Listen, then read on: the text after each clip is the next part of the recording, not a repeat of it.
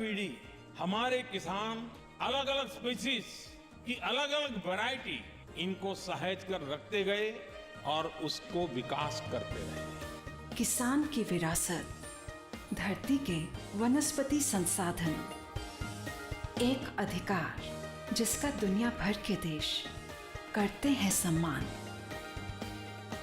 आज भारत उन अधिकारों को दे रहा है नए मुकाम, ताकि और बढ़े किसानों की वंशागत किस्मों की पहचान का अभियान।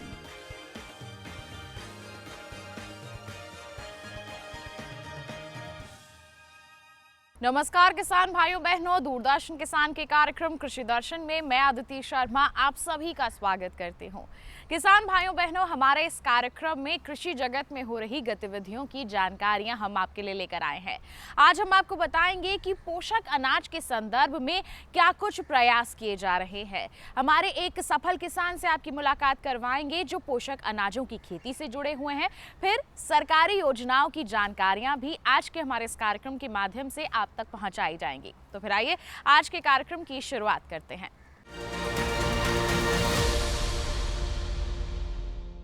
आइए किसान भाइयों बहनों, सबसे पहले नजर डालते हैं सेगमेंट विज्ञान और किसान पर।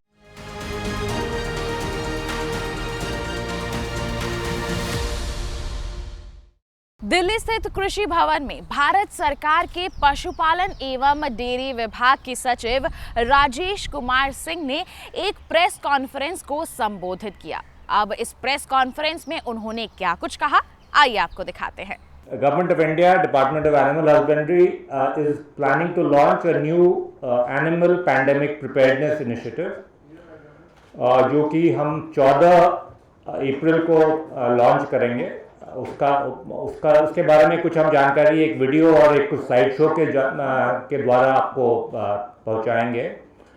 आइडिया इज कि जो ह्यूमन हेल्थ है, animal meaning both life stock and wild life का जो हेल्थ है, ये तीनों ही चीज़ें इंटरलिंक्ड हैं आपस में, और इन तीनों वर्टिकल्स में हमें एक साथ काम करना पड़ेगा in terms of outbreak response, in terms of steps to contain the outbreak, and thereafter in terms of taking steps for remedial measures including preparation of vaccines if required.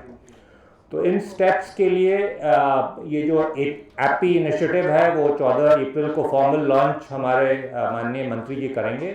उसी अवसर पर हमने एक वर्ल्ड बैंक से एक नया project negotiate किया है। 5 सबसे हाई रिस्क स्टेट्स को वन हेल्थ प्रोजेक्ट के तहत उनके जो वेटनरी फैसिलिटीज़ हैं ग्राउंड लेवल पे, डिस्ट्रिक्ट लेवल पे, उसकी अपग्रेडेशन, लेबोरेटरीज के अपग्रेडेशन और आउटब्रेक रिस्पांस की टीम्स का गठन सेंट्रल और स्टेट और डिस्ट्रिक्ट लेवल पे, ताकि एनिमल पैंडेमिक्स को हम समुचित तरीके से फेस करने का एक इंस्टीट्यूशनल सिस्टम बना सके। ये जो वन हेल्थ मिशन के तहत हम एनिमल हस्बेंड्री के तरफ से 2 इवेंट्स करने जा रहे हैं। पहला, जैसे मैंने कहा, 14 अप्रैल को लॉन्च होगा एनिमल पैंडेमिक प्रिपेयरनेस इनिशिएटिव और world bank project on one health. उसके अलावा 20 अप्रैल को हम G20 के तहत एक साइड इवेंट ऑर्गेनाइज कर रहे हैं, जो कि एशियन डेवलपमेंट बैंक और G20 सेक्रेटेरिएट के संयुक्त इसमें किया जाएगा। उसमें global leaders including the director general of the world organisation of animal health उसमें दे विल टेक पार्ट। ये इवेंट गोवा में होगा 20 अप्रैल को, और उसमें भी हम जो हमारा एपी इनिशिएटिव है उसकी चर्चा होगी। और आगे में हम ये भी कोशिश कर रहे हैं कि जो ग्लोबल पैंडेमिक फंड एक क्रिएट किया गया था कोविड के बाद और उससे भी हम फंड एक्सेस करने की फाइनल स्टेजेस में हैं, और एशियन डेवलपमेंट बैंक भी वर्ल्ड बैंक की तरह हमें वन हेल्थ मिशन में और स्टेट्स को कवर करने में मदद देने के लिए इन प्रिंसिपल राजी हो गया है। तो ये 2 इवेंट्स हैं मेनली। 14 अप्रैल को वन हेल्थ का प्रोजेक्ट का लॉन्च और एपी इनिशिएटिव का लॉन्च, और G20 का साइड इवेंट जो कि 20 अप्रैल को गोवा में किया जाएगा। दोनों में ही हमारे मंत्री रहेंगे। गोवा वाले इवेंट में जो हेल्थ मिनिस्टर हैं वो भी भाग लेंगे।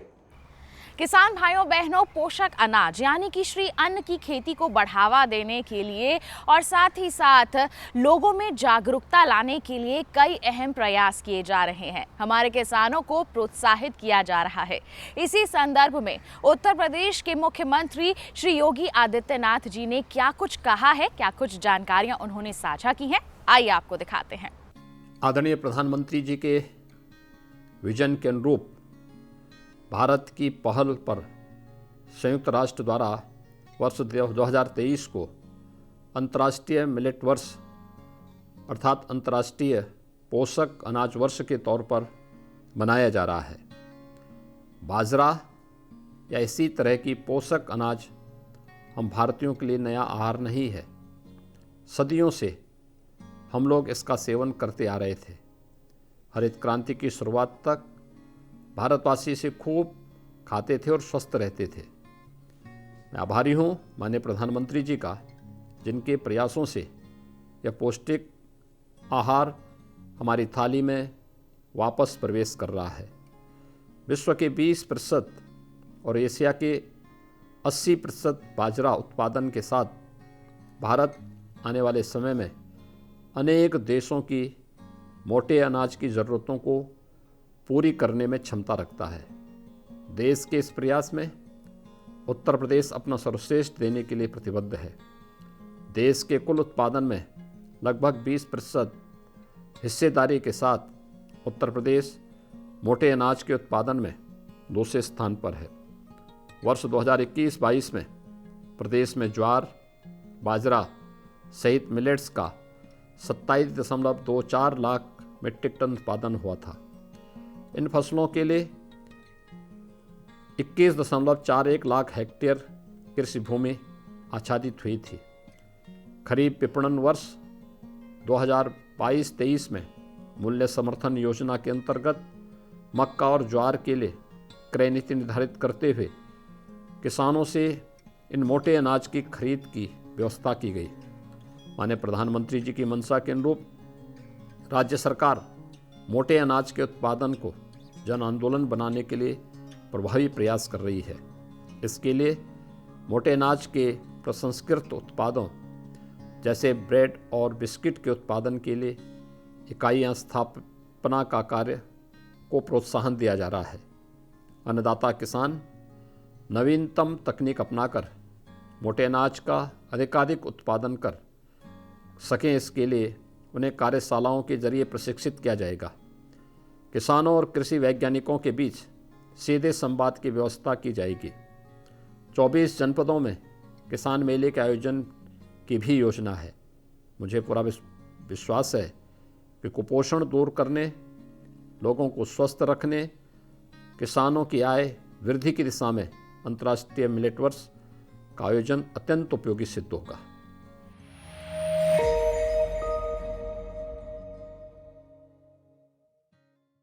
किसान भाइयों बहनों, ये था सेगमेंट विज्ञान और किसान। इसी के साथ आपको बता दें कार्यक्रम में वक्त हो चला है एक छोटे से ब्रेक का। आप कहीं मत जाइए, देखते रहिए कार्यक्रम कृषि दर्शन और बने रहिए दूरदर्शन किसान पर।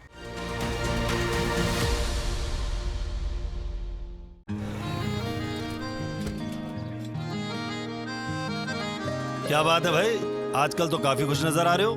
क्यों ना हो, अब मैं ऑर्गेनिक खेती जो कर रहा हूँ ये पूरा प्राकृतिक है, ऑर्गेनिक है। इसमें हमारे खेत, हमारी फसल और हमारी जेब सब फायदे में होते हैं और इसमें लागत भी कम है। जी हाँ, आप भी ऑर्गेनिक खाद का प्रयोग करें, अपनी फसल और मिट्टी को तंदुरुस्त बनाएं और आपकी आमदनी में इजाफा करें। अधिक जानकारी के लिए किसान call centre toll free number 1800-180-1551 पर कॉल करें और लॉग ऑन करें kisan.gov.in और farmer.gov.in। कृषि और किसान कल्याण मंत्रालय द्वारा किसान हित में जारी।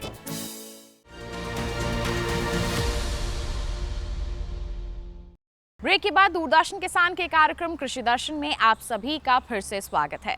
किसान भाइयों बहनों, अब कार्यक्रम में वक्त है नजर डालने का हमारे सेगमेंट कृषि स्टार्टअप पर।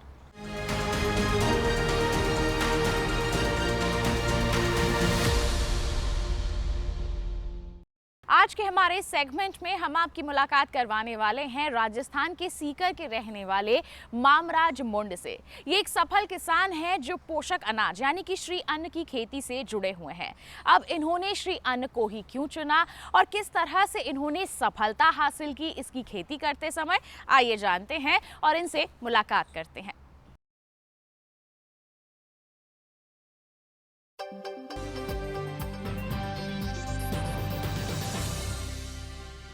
खाद्यान्न संकट के गहराने की आशंका ने दुनिया भर के देशों की चिंता को बढ़ा दिया है। बढ़ती आबादी का बोझ, निरंतर बदलते मौसम और खेती किसानी में बढ़ती लागत के बीच फायदे की खेती के विकल्प पर मिलेट की खेती अपनी जगह बना रही है। श्री अन्न यानी मिलेट्स की खेती कोई नई नहीं है। आजादी के एक दशक बाद तक देश की बड़ी आबादी मिलेट खाद्यान्न पर ही निर्भर थी, लेकिन हरित क्रांति की आंधी से गेहूं और चावल के उत्पादन ने सारे रिकॉर्ड तोड़ दिए, लेकिन मिलेट का रकबा धीरे धीरे कम होता चला गया। बीते एक दशक से एक बार फिर मिलेट ने खेतों को हरा भरा किया है। हम पहले क्या है देसी बाजरे की खेती करते थे, उसमें हमारे को 100 से 110 दिन का फसल में तैयार होने में टाइम लगता था। फिर हमने अभी 6-7 साल से हाइब्रिड बाजरे की खेती करना शुरू किया। उसमें क्या है हमारे को 75 से 80 दिन का समय लगता है और अच्छी उपज तैयार होती है और इसकी मार्केट में वैल्यू भी बढ़िया मिलती है। इसलिए हमने इसका खेती का रकबा ज़्यादा बढ़ा दिया। कम मेहनत और लंबे समय तक खराब न होने की खासियत श्री अन्न की फसलों के दायरे को अब और बढ़ा रही है। इसके अलावा पूरी दुनिया में एक बड़ी आबादी के खान पान की शैली में भी बदलाव आया है और मिलेट ने थाली में अपनी ज्यादा जगह बनाई है, जिसकी एक बड़ी वजह मिलेट की पोषक गुणवत्ता को भी माना जा रहा है। मिलेट की मांग बढ़ाने के लिए अब माननीय प्रधानमंत्री जी की पहल पर संयुक्त राष्ट्र ने 2023 को इंटरनेशनल ईयर ऑफ मिलेट्स मनाने का फैसला किया है। पूरी दुनिया में मिलेट को भारत और अफ्रीका की फसल कहा जाता है, क्योंकि इन दोनों ही जगहों में प्राचीन काल से ही मिलेट की खेती हो रही है। अकेले भारत में 10 तरह के श्री अन्न का उत्पादन होता है, जिसमें ज्वार, बाजरा, रागी यानी मंडुआ, रामदाना, कुट्टू, कंगनी, कोदो, सावा, कुटकी, चीना यानी प्रोसो आदि शामिल हैं। चावल, गेहूं और मक्के के बाद मिलेट में बाजरा और ज्वार भारत में सबसे महत्वपूर्ण फसलों में शामिल हैं। यही वजह है कि भारत मिलेट का एक प्रमुख उत्पादक है। खास बात यह है कि भारत की हिस्सेदारी एशिया के उत्पादन में 80% और वैश्विक उत्पादन में 20% की है। फिलहाल भारत में मिलेट की औसत उपज 1268 किलो प्रति हेक्टेयर है, जो वैश्विक औसत उपज 1211 किलो प्रति हेक्टेयर से अधिक है। मिलेट्स जैसे रागी, ज्वार, बाजरा, कोडो, जोंगोरा, बार्ली, कोटकी, इन जैसे अनाज की पैदावार बढ़े, लोग अपने भोजन में इन्हें शामिल करें, इस और प्रयास बढ़ाए जा रहे हैं। मैं आज एफएओ को विशेष धन्यवाद देता हूं कि उसने वर्ष 2023 को इंटरनेशनल ईयर ऑफ मिलेट्स घोषित करके भारत के प्रस्ताव को पूरा समर्थन दिया है। हमारे देश में उगाई जाने वाली प्रमुख श्री अन्न फसलें और उनके उत्पादन की हिस्सेदारी प्रतिशत को देखें तो पर्ल मिलेट यानी बाजरे की हिस्सेदारी 61% है, ज्वार की हिस्सेदारी 27% और फिंगर मिलेट यानी रागी की हिस्सेदारी 10% है। भारत का राजस्थान प्रदेश मिलेट उत्पादन में सबसे आगे है। राजस्थान के बाद महाराष्ट्र, कर्नाटक, उत्तर प्रदेश और मध्य प्रदेश का नंबर आता है। बाजरा के उत्पादन में भी राजस्थान सबसे पहले नंबर पर है। वहीं ज्वार के उत्पादन में महाराष्ट्र सबसे आगे है। देश के कुछ राज्य जैसे कर्नाटक, तमिलनाडु, उत्तराखंड और महाराष्ट्र में फिंगर मिलेट यानी रागी का उत्पादन होता है। स्मॉल मिलेट के उत्पादन में मध्य प्रदेश अग्रणी है। मध्य प्रदेश के बाद उत्तराखंड, महाराष्ट्र और तमिलनाडु का नंबर आता है। साल 2023 को इंटरनेशनल ईयर ऑफ मिलेट घोषित किए जाने के बाद मिलेट्स को लोगों के बीच लोकप्रिय बनाने के लिए कई तरह के कार्यक्रमों की योजना बनाई जा रही है, ताकि मिलेट्स का न सिर्फ उत्पादन बढ़े बल्कि वैश्विक खपत और निर्यात में भी बढ़ोतरी हो। मिलेट के उत्पादों की ब्रांडिंग पर भी विशेष जोर दिया जा रहा है और रणनीति पर केंद्रित कार्यक्रम किए जाएंगे। एक रिपोर्ट के मुताबिक फिलहाल 500 से अधिक स्टार्टअप बाजार मूल्य श्रृंखला में काम कर रहे हैं। वहीं Indian institute of millets research ने 250 स्टार्टअप्स को साथ लिया है। यही नहीं, 66 से अधिक स्टार्टअप्स को 6.2 करोड़ रुपए से अधिक दिए गए हैं, जबकि लगभग 25 स्टार्टअप्स को आगे फाइनेंस के लिए मंजूरी प्रदान की गई है। Initially incubated at IIMR had taken great technology from them, and then we started selling millet chikkis initially in the schools and then in the kirana stores. So we right now sell about roughly 20 lakh millet chikkis per day. Shri अन्न के प्रति सरकार और लोगों के बीच ये जागरूकता एक लंबा सफर तय करने वाली है। जाहिर है, आने वाले वक्त में हरित क्रांति की तरह ही इस देश और दुनिया में मिलेट क्रांति का आगाज तय है। तो ये था सेगमेंट कृषि स्टार्टअप। इसी के साथ आपको बताएं, कार्यक्रम में वक्त हो चला है एक और छोटे से ब्रेक का। आप कहीं मत जाइए, देखते रहिए कार्यक्रम कृषि दर्शन और बने रहिए दूरदर्शन किसान पर।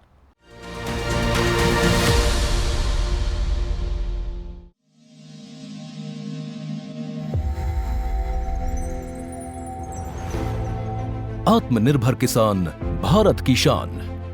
उत्पादन में आत्मनिर्भर होने के साथ साथ फसल की कटाई के उपरांत उपज की हानि को रोकने, ग्रामीण क्षेत्रों में रोजगार सृजन करने और बीज से बाजार तक के विजन को मजबूती देने के उद्देश्य से 1 वर्ष पूर्व माननीय प्रधानमंत्री श्री नरेंद्र मोदी जी ने एक महत्वाकांक्षी केंद्रीय योजना एग्रीकल्चर इंफ्रास्ट्रक्चर फंड की शुरुआत की।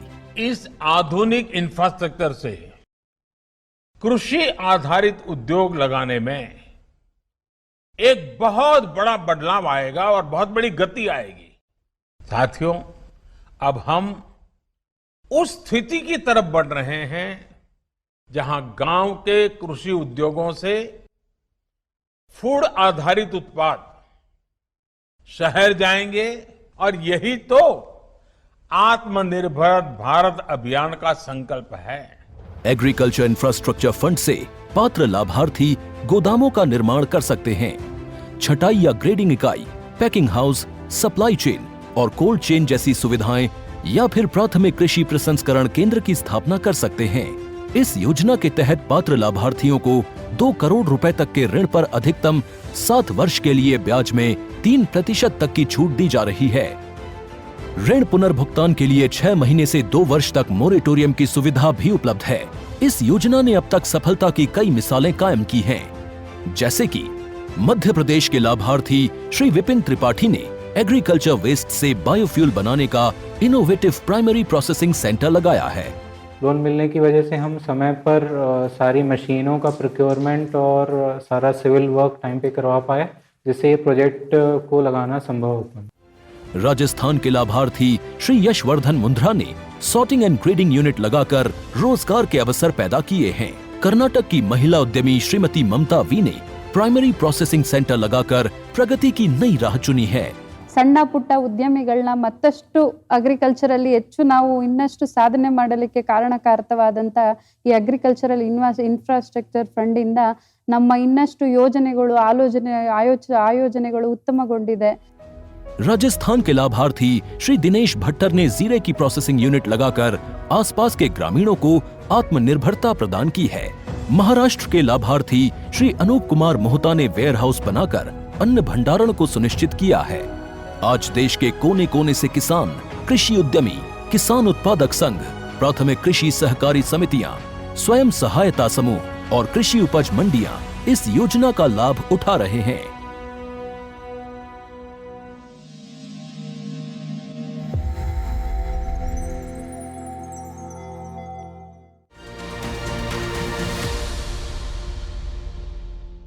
ब्रेक के बाद दूरदर्शन किसान के कार्यक्रम कृषि दर्शन में आप सभी का फिर से स्वागत। आइए अब आपको दिखाते हैं किसान भाइयों बहनों हमारा अगला सेगमेंट फार्मिंग इंडिया।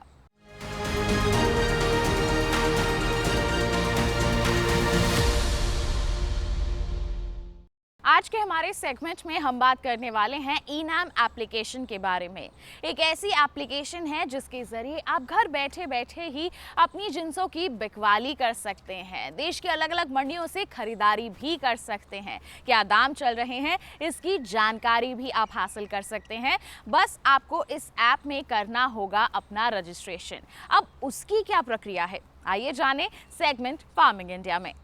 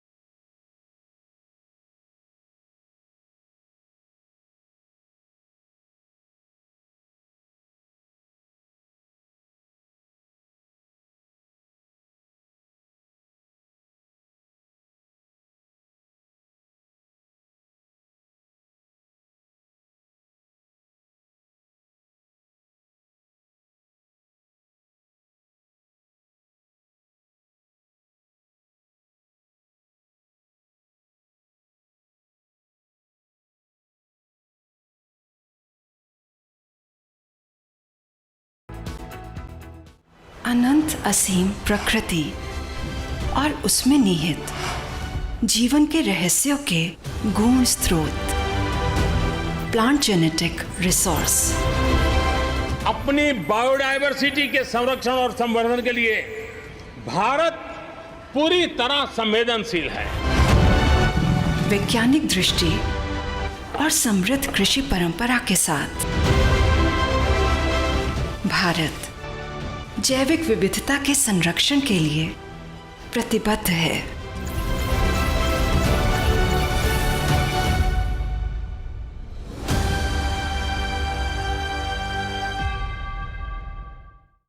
तो ये था सेगमेंट फार्मिंग इंडिया। इसी के साथ आपको बता दें कि आज के कार्यक्रम में बस इतना ही। उम्मीद है जितनी भी जानकारियां आज के कार्यक्रम के माध्यम से आप तक पहुंचाई गई हैं सभी आपके लिए फायदेमंद साबित हुई होंगी। साथ ही आपके लिए एक विशेष जानकारी और है, टीवी स्क्रीन पर दिखाए जा रहे इस QR कोड को आप स्कैन कर लीजिए, सीधा पहुंचेंगे हमारे YouTube चैनल पर। दोबारा हमारा ये कार्यक्रम आप देख सकते हैं। आप हमसे जुड़ भी सकते हैं, ईमेल कीजिए हमें। ईमेल ID है krishidarshandddk@gmail.com। आप हमें पत्र लिख सकते हैं। पता है हमारा कृषि दर्शन, कमरा नंबर 58, CPC दूरदर्शन, खेलगांव, नई दिल्ली 110049। तो इसी के साथ आज के लिए बस इतना ही। अगले अंक में फिर होंगे हाजिर, तब तक के लिए दीजिए इजाजत, लेकिन आप बने रहिए दूरदर्शन किसान पर। नमस्कार।